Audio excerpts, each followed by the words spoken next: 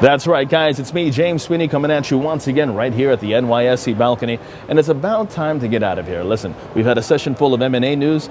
And last night, I had the opportunity to watch two of my personal and professional icons meet on late night for the very last time. But no more sadness, because it's almost 4 o'clock. The markets, they're about to close right behind me.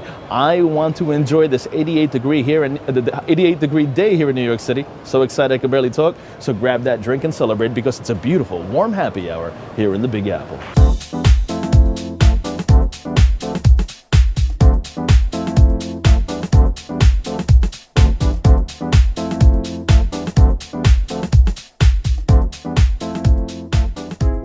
Now, U.S. stocks, they have been seeing choppy trade throughout the session, but remaining mostly on the downside this Tuesday afternoon as investors continue to find some relief, if that's what you want to call it, from a slight recovery in the bond market.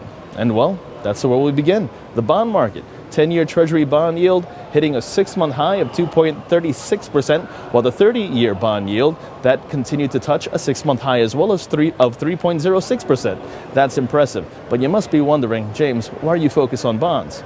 Well, that's because there has been another session lacking economic reports, and most focus this morning was overseas, mostly in Europe, after Germany's DAX index traded about 2% lower, and it's that low because Greece emptied an emergency IMF holding account to repay 750 million euros due to the IMF. Now, that move has helped Greece avoid default, but it continues to point out the dire state of the country's finances. And with crude oil futures up above $60 a barrel over at the NYMEX, and gold futures up about $8 to $11.91 a troy ounce, then you have yourself a session right behind me where about 3 stocks declined for every 2 advancers. Let's now take a look to see how the markets have shaped up to close out this volatile trading session.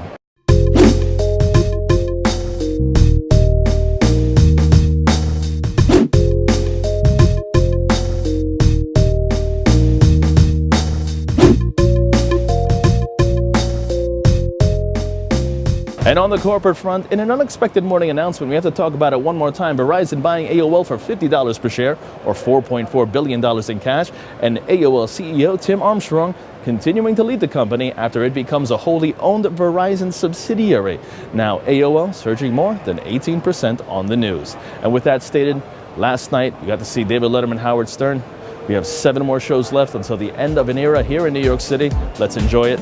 And of equal importance, yes, the Washington Capitals beat the other New York team in 7 games. Let's reverse that.